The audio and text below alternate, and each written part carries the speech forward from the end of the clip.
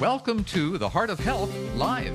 There's a place for modern medicine in your life. Learn to use it correctly by getting your toughest questions answered on today's broadcast. Discover modern medicine's strengths and weaknesses. Lifestyle medicine opens the door to optimum health and healing. How you live and what you eat can profoundly affect mind and body. Learn simple solutions to complex problems. God provides the ultimate healing we all desire. He wants us healthy and happy. We just need to understand His plan for our lives and live accordingly. And now, live from Studio 1A in Chattanooga, Tennessee, here's your Heart of Health host, Dr. James Marcum. Welcome, everyone. I'm so glad you took time out of your busy schedule to join us. I know you could be doing a lot of other things, but I want to introduce our program. I think it's going to be very worthwhile for you to stay with us. We're going to be talking about hospice care. And Dr. Terry Melvin, an expert in the field, is here to join us, and she's going to answer your questions. And the way you can get on the program, where you're the program, is give us a call. Our number is 855-644-3278, and our call operators are there waiting your call where you can ask a question of Dr. Melvin. She's going to answer it right here. She's not going to send you a bill. And at Heart of Health, we don't have gimmicks, we don't sell products, we just give good information. We want to help you to have a better and more rewarding life. Now, one of the things, a lot of people don't even know what hospice is. Well, hospice involves taking care of people at the end of life. And I think it's so important to have this type of healing. You know, medicines often just treat symptoms. They don't fix problems. But at the end of life, lots of people need healing. That healing might come from getting relationships right. It might be getting your relationship with God right. There's many different ways you can have healing. So we're going to talk about this, and I found out so many people have questions. You know, what is hospice? You know, can you do this? Can you do that? Well, tonight we're going to have those questions answered. You can also join us on our Facebook page and be one of our friends if you want. If you're too shy to ask a question on air, you can leave your question and we'll get to it during our program this evening. Another thing you might want to do is go and visit our website where you can leave your question there, and that address is heartwiseministries.org. Now, you have just a few seconds here when we go to break to get a glass of water, go to the bathroom, get a drink, and then after we come back, we're going to talk with Dr. Terry Melvin, introduce her, and we're hoping you'll have some questions in for us by then. Stay with us. You're watching Heart of Health Live.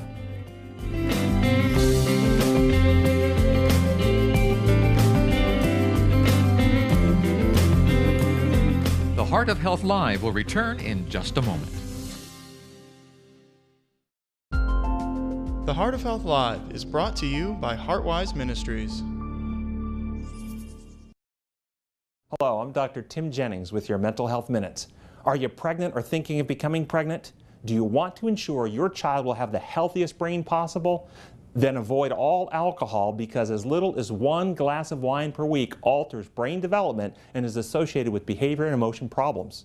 Avoid smoking. Children born to mothers who smoked had higher rates of learning and behavior problems and psychotic disorders. Take omega-3 fatty acids. Omega-3s promote healthy brains and higher IQ. And watch out for depression. Untreated depression is associated with delayed fetal growth and altered brain development. However, antidepressants can increase miscarriage rates, contribute to smaller fetal heads, and slow growth in the newborn. If depressed, consider transcranial magnetic stimulation, the only FDA-cleared, drug-free treatment for depression with no risk to the fetus. To be smart requires a healthy brain, so be smart, do right, and make your child bright. To learn more about mental health, visit comeandreason.com. My life is full of statistics. Thing is, I could have dropped out of school and become one myself, but I didn't, because I had people that believed in me. Here's another statistic. 7,000 students drop out every school day. That's 1 every 26 seconds. It's time that students know that we believe in them. Inspire a student and share your message of support at boostup.org. Imagine a classroom with no boundaries. A classroom where reenacting a book is an English class, and repairing a motor is a math lesson. A classroom where caring for horses is biology. This is our classroom. At Bachman Academy, 6th to 12th graders with ADHD, dyslexia, and other language-based learning differences are provided a language-rich, hands-on program of study. With an average of 5 students per teacher, Bachman students receive more attention and have more time to learn while using their own learning strengths.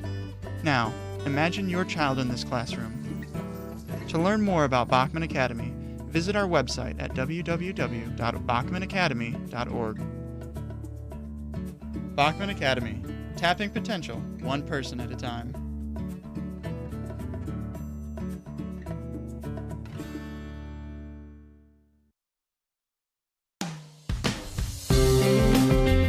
You've got questions, we've got answers on the Heart of Health Live. Welcome back. Welcome back. I'm Dr. James Marcum, and you're watching Heart of Health Live, where you're the program. Tonight, we're talking about healing at the end of life, and we have a specialist, Dr. Terry Melvin. She works for the Chattanooga, Chattanooga, what would you say? Hospice of Chattanooga. Hospice of Chattanooga. I wanted to say it right. And Dr. Melvin, thank you for joining us. Oh, thank you for having me. Now tell me, what got you interested in practicing this type of medicine and healing? I was supposed to do this. Okay, how did you know that? I actually did my I did my residency in fellowships. Mm-hmm. Let me back up. Internal medicine, geriatrics fellowship. Okay. And while doing the fellowship in geriatrics, there was a hospice and palliative medicine component. And it was just the code that felt right. It was something that's what I was supposed to do. And it is something that is very important and very passionate to me. I feel that people need as much attention and care at the end of life as they do at birth. Lots of magical things happen, lots of healing, lots of unresolved issues resolved. People can change. Sometimes they don't, but they can. Right. They can. And you actually see patients every day? Every day. Okay. And I tell people that there's more to healing than the physical self. Oh, absolutely. And I think in modern medicine sometimes we're trained, we miss that boat. The one thing about hospice care is it's not just the physical. We look at the emotional, the spiritual aspects. We look at the psychosocial aspects of the illness. It's that particular person's disease, but it's our illness. It impacts all of us. Right. So you've got lots of experience doing this with people from all sorts of walks, I guess? Yes. Okay, well we have some questions before our callers call in. If you want to join us, it's 855-644-3278. But this one came in from our website, and the question is, it says, my dad is very sick. What is the process of having hospice help care for him? Yeah. We need to have a referral usually from the physician. So if you would call your primary care doc or the doc that saw your dad last and just let them know what you're seeing, and if they would call in a referral to hospice so that someone from hospice would come out and do an evaluation to help you care for your dad. Now, does it just have to be a terminal illness? It's an illness where if the disease continues, that person have a life expectancy of a year or less. Okay. Yes. Okay, and I guess that would be determined by the attending physician? The attending along with the medical director of the hospice. Okay. So, what the process, so they would get their attending physician. What would be the next thing that would happen? Someone from that hospice would then call the person back, the caregiver back, and make an appointment to come out and visit with them. Now, do you usually talk to the person themselves or the family, or? We talk to either way. Okay. Usually not any one person lives in a box by themselves, so we talk to the whole unit. Okay. So it's usually the patient and their family members that are involved in their care. And sometimes that can be very emotional, can't it? It is emotional. It's because we are seeing the change, we're experiencing the change, but we really haven't called it what we see for fear of what that might mean. Right. And we just help people get to that particular point. So I guess that first visit, you're really not sure exactly what's going to happen. Absolutely not. Or what's been said, or Absolutely what the expectations are. That's right. That's right. It's challenging. It's frightening, not just for the patient and the family, because they may hear something that they're not ready to hear, or they may hear something that they're in their hearts they see, but they just don't want to acknowledge it yet. You know what's so sad for me is I work as a cardiologist, and I frequently see patients come in and out to the hospital numerous times. And we know that they don't have much time left, but the things that need to be said, the healing that needs to be done, the relationships with each other, as well as making sure everything's right with God, sometimes in the process of the disease and the technology, we miss out on that. Yeah, and what we do is we call that elephant out in the room. Yeah. You know. So I think everyone should be considered, almost everyone that you can, to be involved in hospice care. And I also think it would be not only great healing for the patients and families, but it also helped the nation out as well. Yeah, I think that a lot of people have this misconcept of hospice, and that, you know, when hospice comes in, that means that I'm knocking on death's door. Right. And that's not necessarily the case. Or that I can't get IV fluids, or I can't get blood, or I can't go back in and see my physician. And none of that's true. It is the patient and the family that will dictate that plan of care. Right. They will say, this is what I want. And then we put systems in place for that to occur. Wow. And it's not just one person. You have a whole team of people We helping? have a team of people. We have volunteers. We have someone from chaplaincy. We have nurses, we have CNAs, we have pharmacists, social workers, physicians. Everybody. Yeah. Well, my first introduction to hospice was when I was a student at the University of Texas. And I was wanting to do something volunteering, and it was Hospice of Austin. That's where we went, Austin, Texas. And I went to a training course where they would train you how to do things with the families. And my job was mainly to sit with the families and just to be there, the ministry of presence. I was too shy, I didn't say much, but I was just there. And if they wanted to say something or do something, I would listen. You know, that being present is really hard. Just to be, just to sit, just to not do anything but be is very hard. Sometimes family says, we have to do something. Well, we are doing something. Yeah, and so I call it the ministry of presence. Just being there is doing something. Yep. So that's sort of, his dad's very sick. That's sort of the process. I think that answered that question pretty good about, the contact the attending physician, then the attending physician contacts you. Right. And then the team comes out there and assesses. Right. Okay. That is correct. Now, families always interested. Does this process cost money, or do you have to pay for this, or? It is a Medicare Part A program, so it's covered 100% under Medicare Part A. Most insurance companies have a hospice program. TennCare has a hospice component. Okay. For those that have no insurance, we do have a sliding fee scale. Okay. Now, many of our listeners today might not even be in our country, so some of these might not even have hospice programs. So I guess something could be arranged to their churches or volunteers, or? Most places in the world have hospice. Okay. I know that we've worked with Africa through the NHPCO, the National Hospice and Palliative Care Organization. Europe is where it started with Dame Cicely Saunders. We're working in China, in Asia, to have programs developed. It's a worldwide program. Yes, it is. Well, we're going to go back to break, and I want everyone, don't be afraid to call. I know this is a subject that a lot of people don't like to talk about, but it's very important, and your question is very important to us, and we can keep your name secret if you want to. Give us a call, 855-644-3278, and we're going to be right back with Dr. Terry Melvin answering your questions specifically about care at the end of life. Stay with us.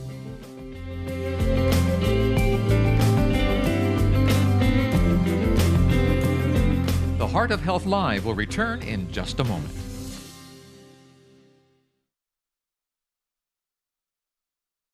I'm Dr. James Marcum, and I talk to patients every day who want to know the truth in healthcare.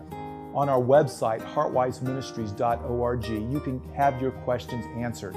You can read my blog where I talk about interesting and controversial subjects in medicine. You might choose to go to the radio or television sections and learn more about all sorts of health topics.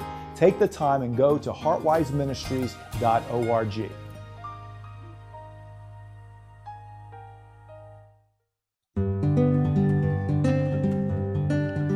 I'd like to think that one day, when we get to heaven, we're going to see a list of people like Jared and Susan, who were introduced to Jesus because of something we said, or maybe it was as simple as a passing smile. But these people will look into their past and be able to say, I'm here because of you. Recently, you may have heard that Heartwise Ministries has begun spreading the gospel to the young, the old, the sick, and the healthy using this very television program, but we need your help. We want to take this type of medical programming to the non-believer and the person who has closed themselves off to traditional forms of outreach.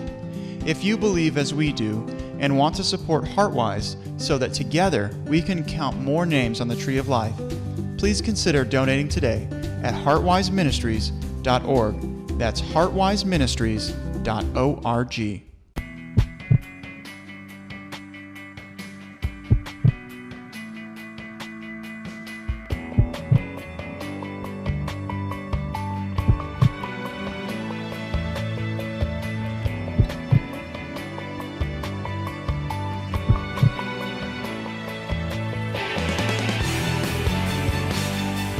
There's a place for modern medicine, but that's not enough. There's a place for lifestyle, but that's not enough. The real truth in medicine, the real truth in healing comes from that relationship with the Heavenly Father. That relationship can show us the balance, when to use modern medicine, when to use lifestyle, and to use it for the right reasons. Well, this book gives the solution to the healthcare dilemma. It answers the question, why am I sick? How do I get better? And how can I have ultimate healing?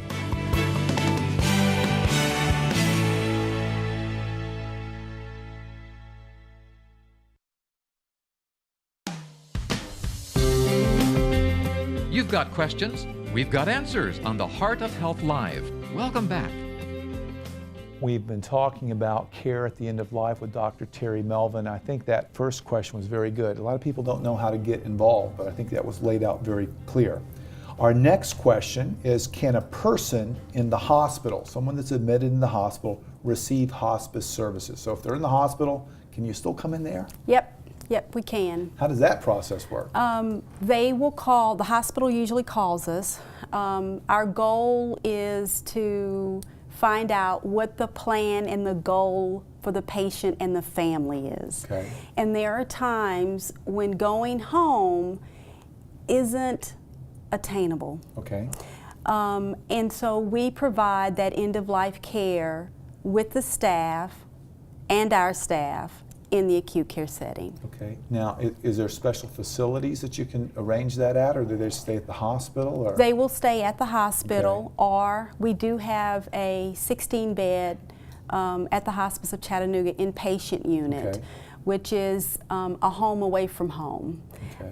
We have nurses, social workers, CNAs staffed around the clock. Physicians are there every day, seeing patients and families.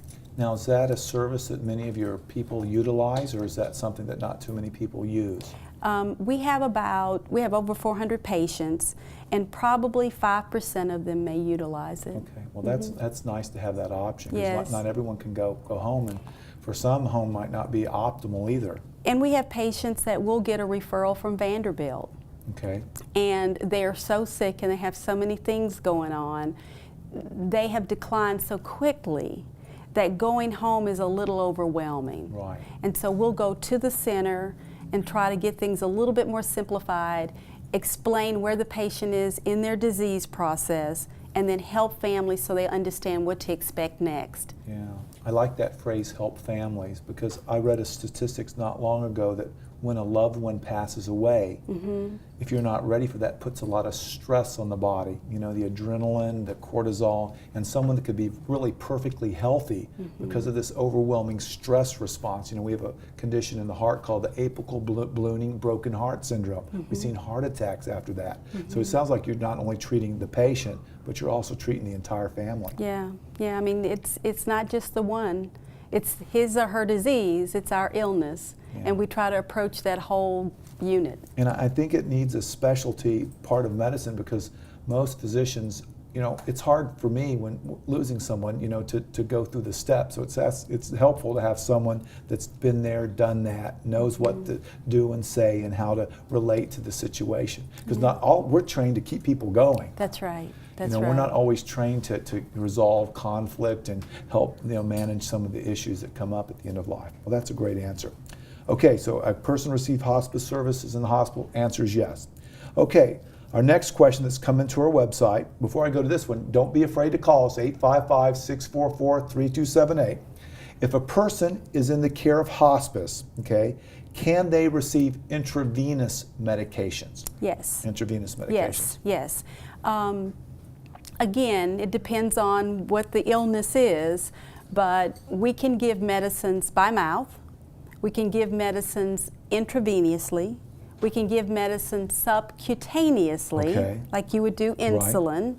And we can give it transdermally. Okay. So we can do patches, creams, and then we can give it in the buccal mucosa. Okay. So medicines can just be put inside between the cheek and the gum, and it's absorbed without swallowing if someone has problems swallowing. Now, do you still use aerosol treatments? We still use aerosol treatments. Well, I think that's one of the best, because, you know, if you think about it, you know, there's only one layer of cells between the lungs and the blood, and it gets in it probably just as quick as you would get in an IV. Yeah, it's a little quicker. Yeah, so that's very comfortable for people too. Yes, yes. Now, they're using the pain medicines for that, or?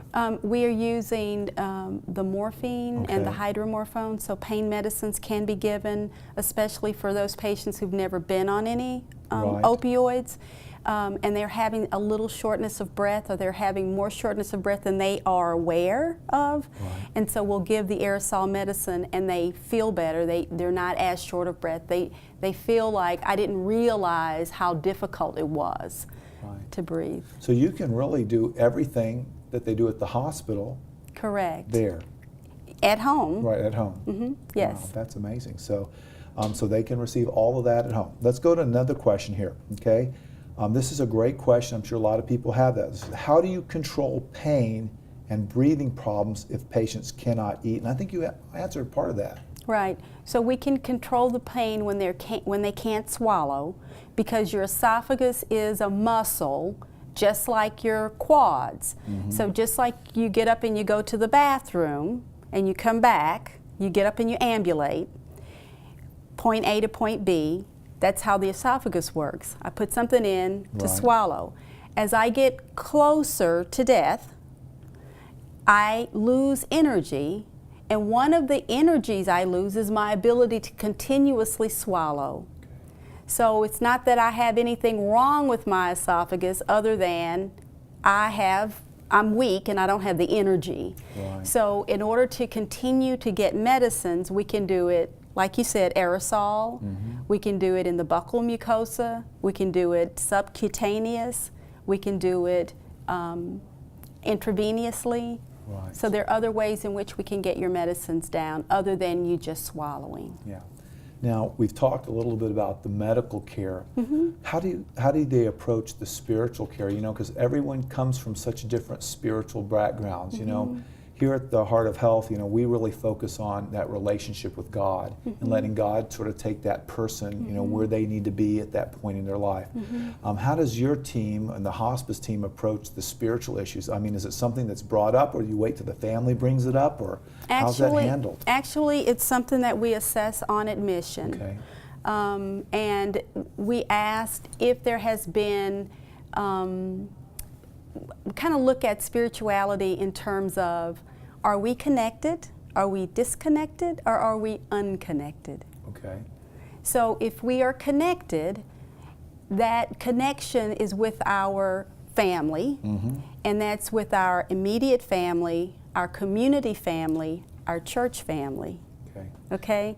And we try to make sure that each one of those layers have been touched upon as it relates to this illness and this patient's decline.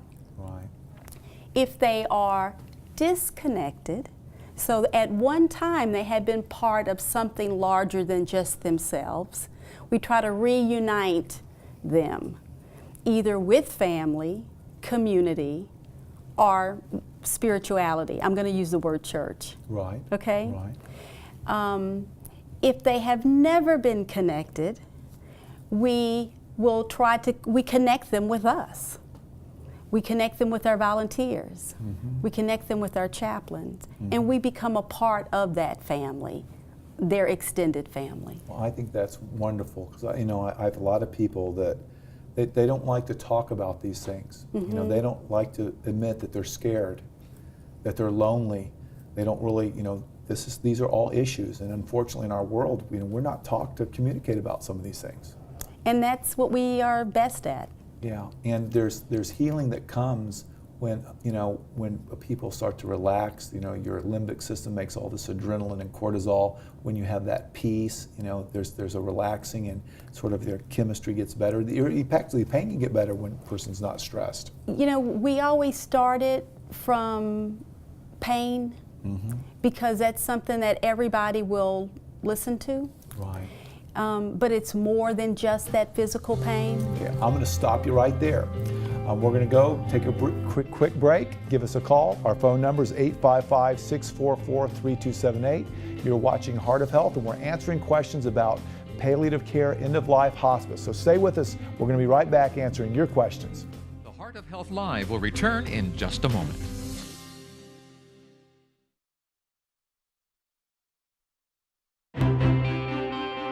I'm Dr. James Marcum with your medical moment. I don't know about you, but I get thirsty if I talk a lot. Well, one of the greatest needs of our body is water. Did you realize that up to 70% of our body is water? All the chemical reactions from the brain to the heart beating to the muscles moving all depend on water. It's one of the most important substances we put in our body. If we get dehydrated, many bad things happen. We can have inflammation, we can have the blood thickened, we can have blood pressure changes, we can even have our heart race. You don't want to be walking around in the desert. Hydrate yourself.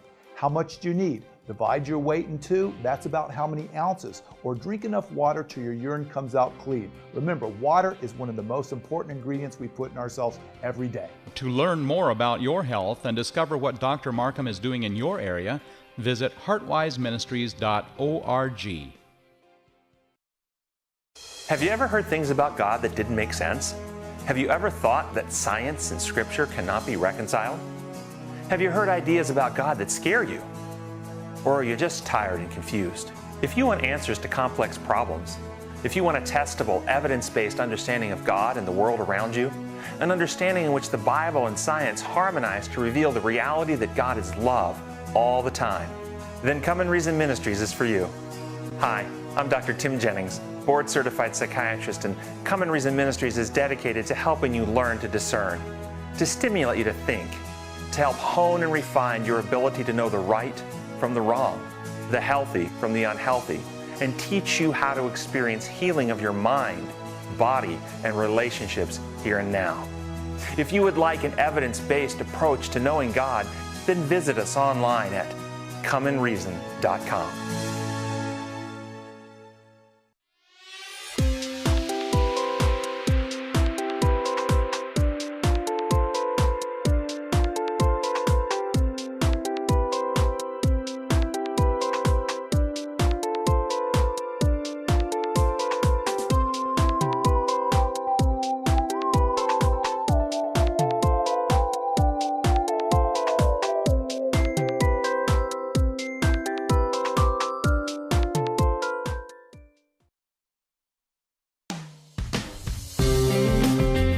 You've got questions, we've got answers on the Heart of Health Live. Welcome back. We're so glad you've taken the time to join us on Heart of Health Live, where you can answer your questions, and we'll do our best to answer them. We're speaking with Dr. Terry Melvin, and we're glad that she's joined us. She's been giving us great information about hospice, palliative care, and I want everyone out there to think about, this type of healing is just as important for families and communities as anything else. I do want to answer as many questions as we can. This doesn't have to do with hospice, but I can handle this question. This gentleman calls in, he's having his tooth pulled, and that's never fun to have your tooth pulled.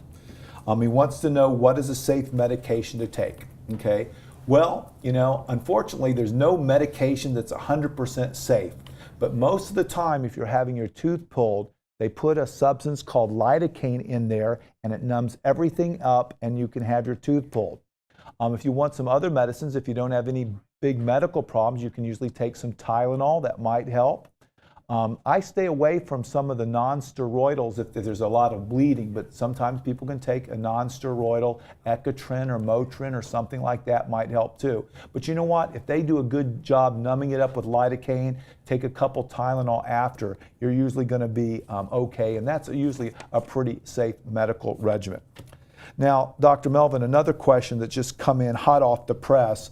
This person wants to know, is there an age limit for hospice?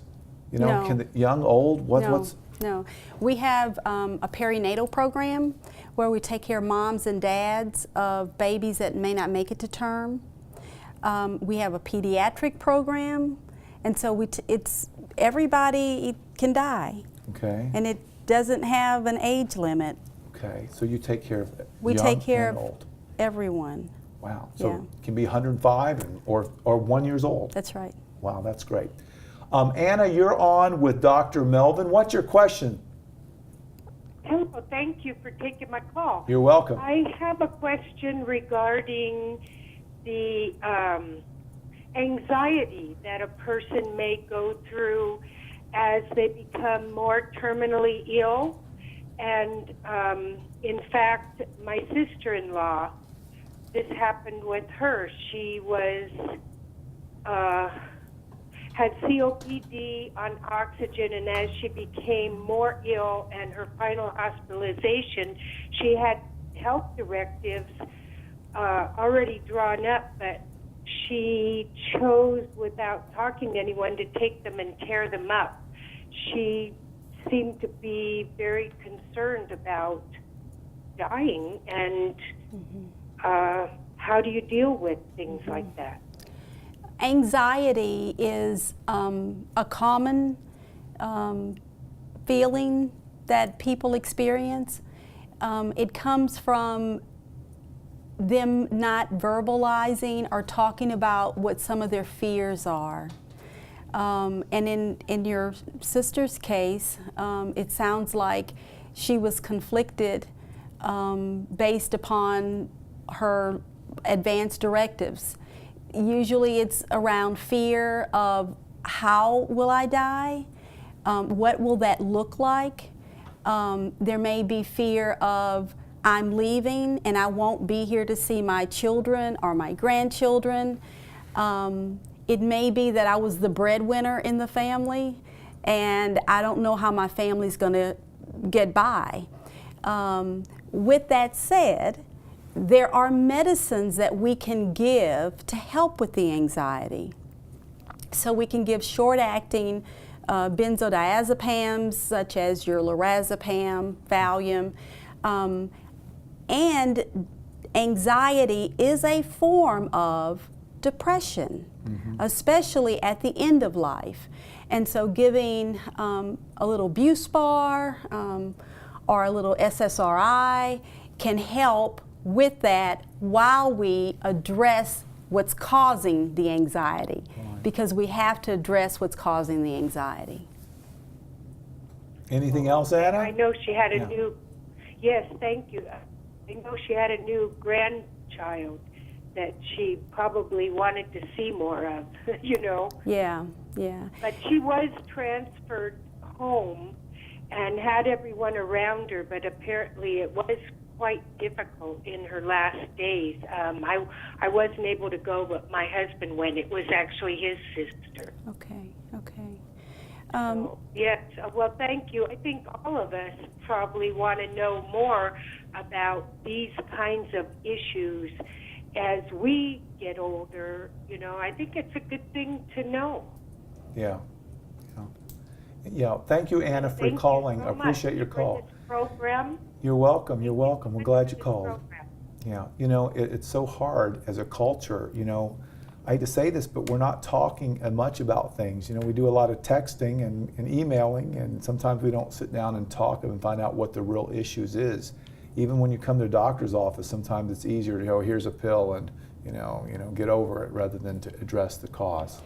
What I was saying before we went to break is the pain and giving the medicines for the pain is probably one of the easiest things to do. Mm-hmm. The hardest thing is to find out what's underlying that pain, what's underlying that anxiety, and it may be something that happened years ago that we have to allow a safe place so that it can be brought up. Right.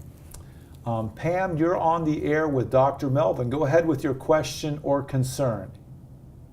Pam? Hello. Go ahead. Yes, sir. Can you hear me? We hear you just fine, Pam. Go ahead. Okay.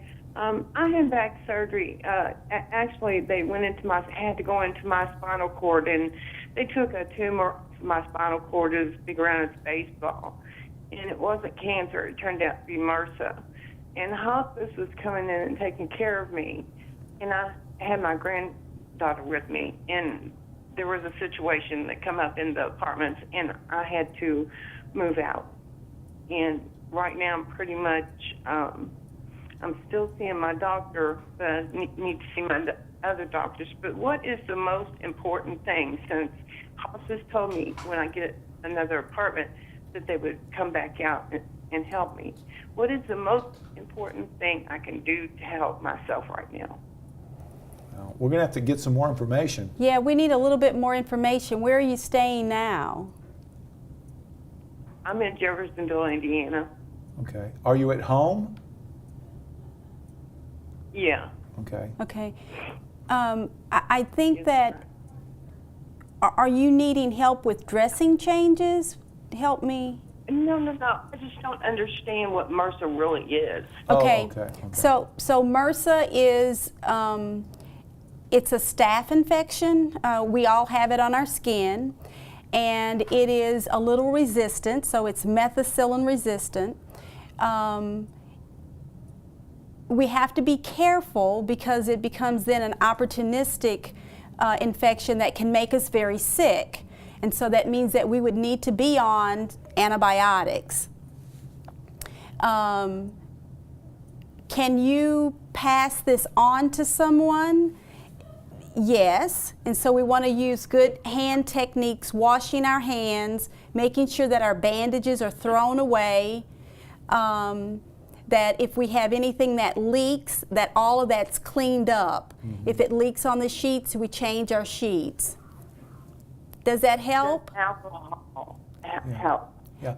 After you bathe. Hey Pam, if you can hold on just for a few seconds, we're going to go to break, and then we're going to come back, and I want to talk to you some more and ask about about this condition and why they think it's life-threatening and why it's not treatable. But just stay on the phone with us, and we're going to be right back after this break. You're watching Heart of Health Live. Our phone number 855-644-3278. We'll be right back.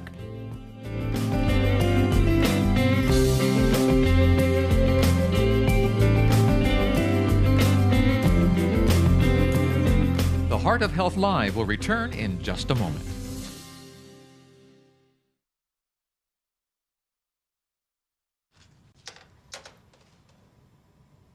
Wow, these are really good. You act surprised.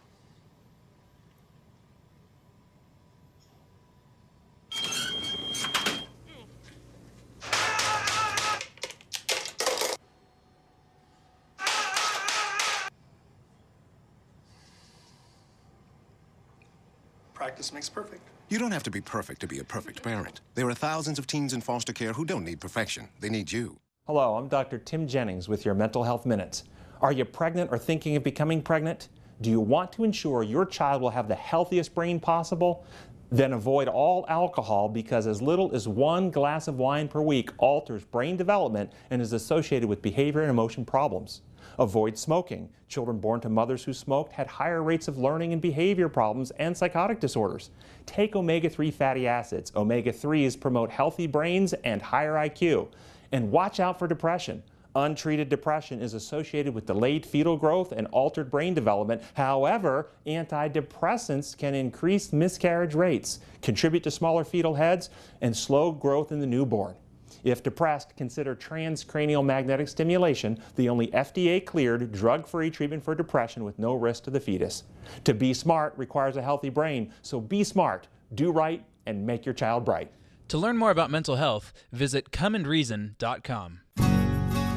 Hi, I'm Dr. James Marcum, speaker, director of Heartwise Ministries. And at Heartwise, our goal is to bring people into a relationship with the Heavenly Father using modern medicine and the healing principles found in the Bible.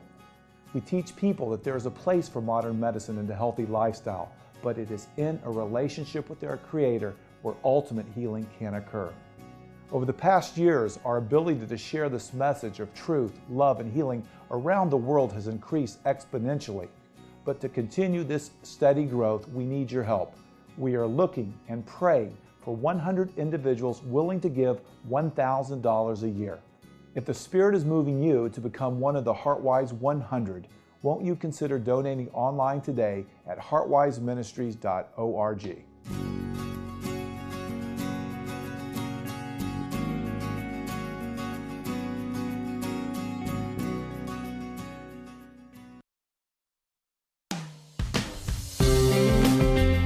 You've got questions, we've got answers on the Heart of Health Live. Welcome back. Welcome back. I'm glad you're joining us. We're talking with Dr. Terry Melvin with the Hospice of Chattanooga. Dr. Melvin, Pam has left us on the phone, but she left us with some questions. And I guess one of the questions is, let's say you're in hospice and you don't have a terminal disease. Do you have to stay in hospice? Oh no, we have people that graduate. But can actually people get better and whoops, wasn't really true, you're doing okay, you're doing better? Right, or maybe at the time that they were sent to you, they hadn't gotten all of the pathology, all of the information, and it turns out that it's not as bad as they thought, and so we do discharge patients. And with Pam, having the abscess on the spine is not necessarily a terminal illness. It's serious. It needs to be addressed, but it's not something that she would die from in a short time. And so if hospice is not involved, I think that's a good thing. And she might be able to benefit from maybe home health to come in and help her. Idea. And a good question, and hospice could sort of help that and define some of these. Sounds like we need some communication. That's right. Define what's going on and whether she really has a terminal illness, and if she doesn't, what are her other options? What are her other options? That's right. And I guess, I would be afraid if I didn't have other options and I needed care. Right. And so home health could really go out there and help her. Maybe that's something that would help out. Well, that's great. I have a question that's coming into our website, and this is one that I hadn't thought about. What actually happens when someone passes away? So how's that all handled? We have been talking with the patients and the patient's family. They have talked about what the patient have wanted, and what kind of services that they would have wanted. Usually they will have a funeral home. So at the time of death, everybody does it different. It depends on what culture you're from. But when the family is ready, we will call the funeral home. The funeral home will pick up the body and take the body back, and that's what happens. Okay. Okay. Now, does hospice still, support the family in the grieving process, or is it? Yes, we will actually follow the family for 13 months after the death. Okay. Now, when you say follow, what's that? A phone call or someone visit, or? We'll make a phone call, a contact within 4 to 6 weeks afterwards, because there's a lot of family in usually. By the 6 weeks, people are going back to their routines. We have open grief groups. We have closed grief groups where we actually physically meet either one-on-one or in a group. We do mail-outs. Okay. We contact them either monthly or quarterly, and it just depends on what their risk was at the time of the death, the caregiver's risk. So if it was a high risk, it's actually more frequently in-person contact. Some of the routine lower ones, it might be a mail out. And then on the anniversary, we also extend calls and then physically get with them. So it goes on for quite a long time. It will. And then the first holidays, I mean, those are tough. Okay. Now, one of the questions that came in is how do I know what is a good hospice and a bad hospice? I didn't know there was bad hospices. But I guess if you're a consumer and you have more than one choice, you know, how would you, let's say, when you're in some other part of the country and there's 3 different companies that come to you that offer hospice cares, how would you help our viewers sort through that? So there are for-profits and not-for-profit hospices. There is a national organization, which is the National Hospice and Palliative Care Organization. Most good hospices are a part of that national organization. Being a part of that organization states that we have certain standards that we uphold to. Some of the routine hospices that come in are not necessarily working under those same policies that we would expect. Okay.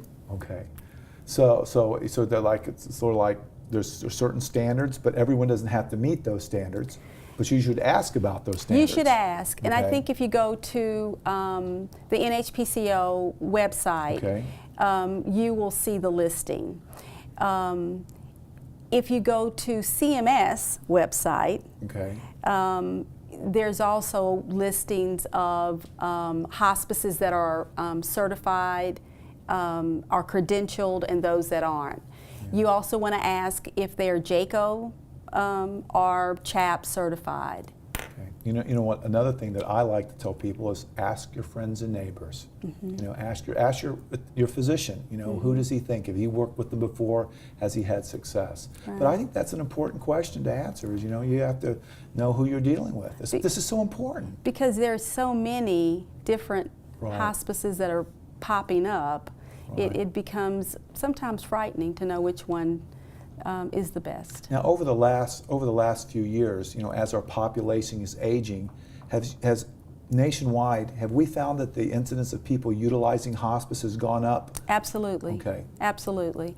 I guess 15 years ago we may have had 1,200 hospices, and today we have 3,000 hospices in the country. Okay. There are more people utilizing it now than ever. I say that, and I also want to say that our lengths of stay are so short, 14 days. It's very difficult to have people do the work that they need to do at the end of life in 14 days. Right.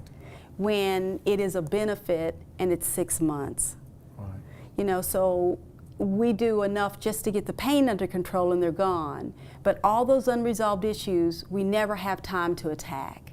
Wow. Well, I think that's an important point because, the mental pain can be greater than the physical pain. Absolutely. And that sometimes takes time. And I guess you have to have some really skilled set of listeners and evaluators. That's right.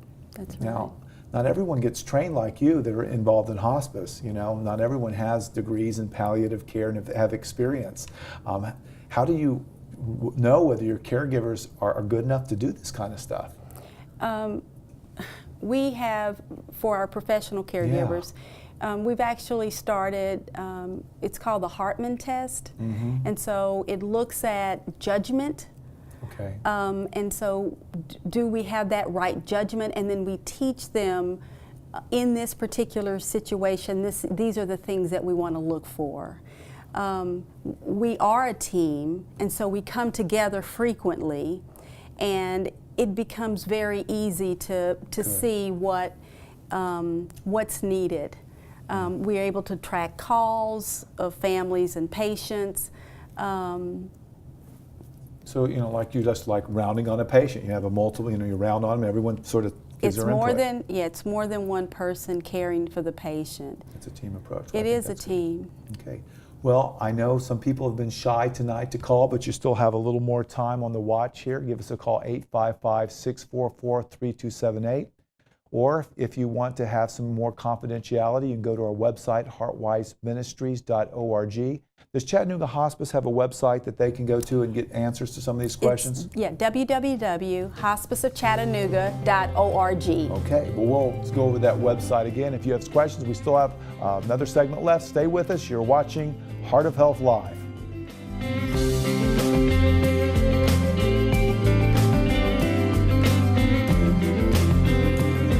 The Heart of Health Live will return in just a moment.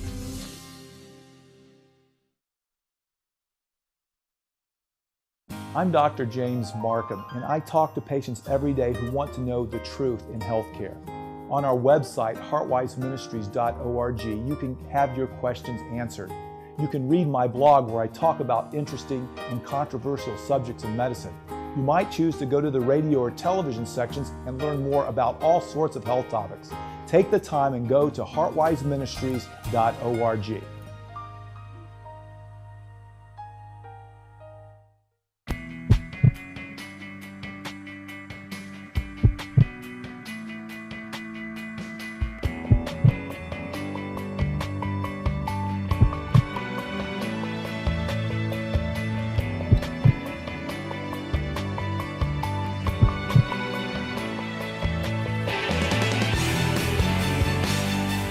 There's a place for modern medicine, but that's not enough. There's a place for lifestyle, but that's not enough. The real truth in medicine, the real truth in healing comes from that relationship with the Heavenly Father. That relationship can show us the balance, when to use modern medicine, when to use lifestyle, and to use it for the right reasons. Well, this book gives the solution to the healthcare dilemma. It answers the question, why am I sick? How do I get better? And how can I have ultimate healing?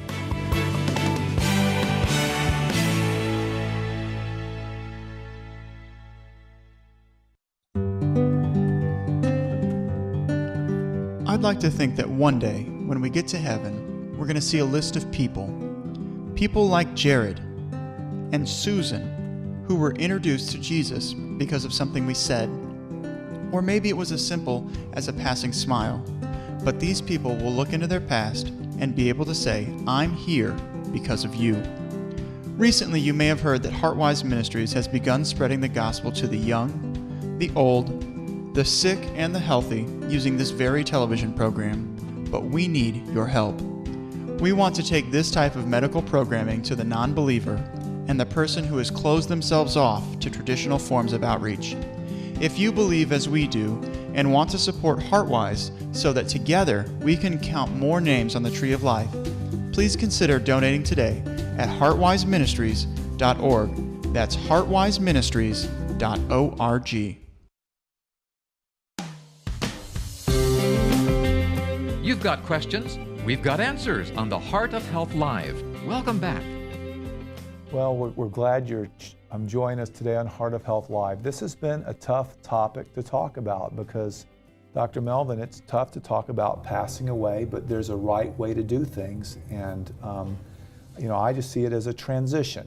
It's a transition, and we have to learn how to do it well. And I'm glad that we have specialists like you to help in making this transition. So why don't you tell us, you're talking to a lot of people here, what's on your heart? What would you really want everyone to know regarding what you do on a daily basis? And I know you're so passionate about this.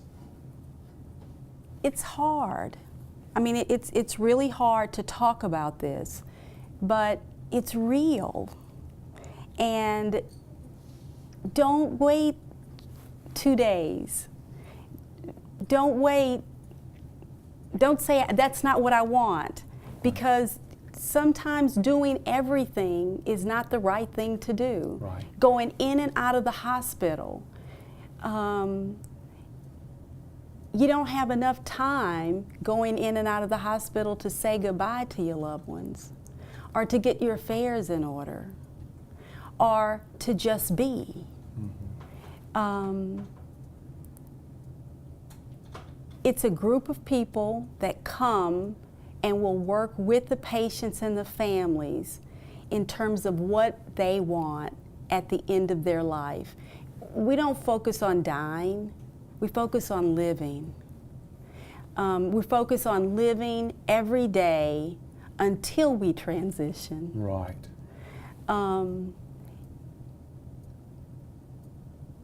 It's something where you can't help but believe. You can't help but believe. Yeah. And sometimes I think people wait till the last minute because they're afraid. Yeah. If they don't bring it up, then they don't have to discuss it, then it doesn't happen. Right. But it does happen. It's going to happen anyway. So you want to have some control over that. Yeah. And I like the word dignity too. You know, you want to have dignity. You don't, you know, you want your family to be, you know, if I had little time left, I would rather spend that time with my family than a total stranger with a bunch of pills and a bunch of procedures that doesn't really fix the problems. That's what I would want. And I think that's the message we have to get out as people. And you have a choice. You have a choice. And you have the right to know how bad you are. Right. And I think a lot of it, like you said, I do think there's fear involved. You know, and unknown. We don't communicate well. You know, I think it's good for all doctors to communicate, you know, to your patient's true condition. Sometimes we don't really want to let them know. Right. And if they've been in and out of the hospital, if your loved one's been in and out of the hospital, we need to get off that train. Right. Just go stop. What are we doing and what are we looking at? What is it that we're going to expect to see next? Okay.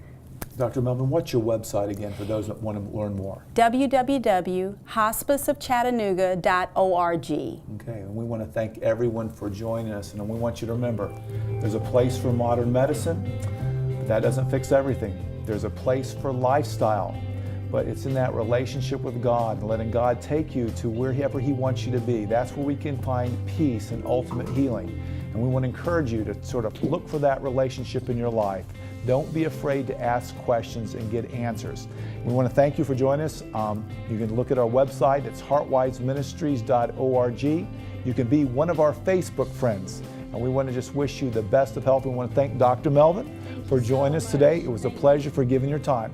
And we're going to be with you this time every week on this local station. So keep joining us. We'll have a different specialist every week answering your questions. Don't forget that phone number. It's 855-344-6278.